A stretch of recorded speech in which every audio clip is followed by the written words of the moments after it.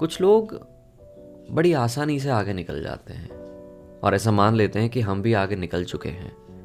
तो जब भी कुछ अरसों बाद जब बातें होगी और पहली दफ़ा जब बात होगी तो अच्छे से ही होगी, सच्चे से ही होगी, पहली बारी जो बात हुई थी बिल्कुल वैसे ही होगी, ऐसा मान लेते हैं।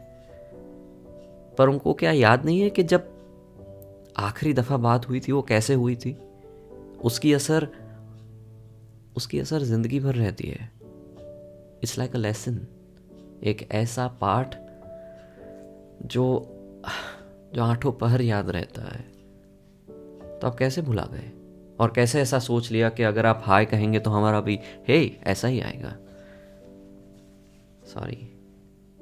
वो पूछ रहे थे हाले दिल, वो पूछ रहे थे हाले दिल, जवाब खोटा ही होना था।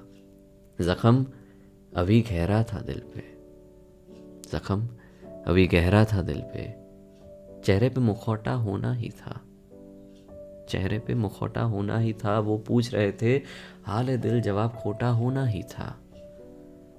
एंड वो सच्चा नहीं हो सकता, उसका कारण बड़ा सिंपल है, सर्वाइवल।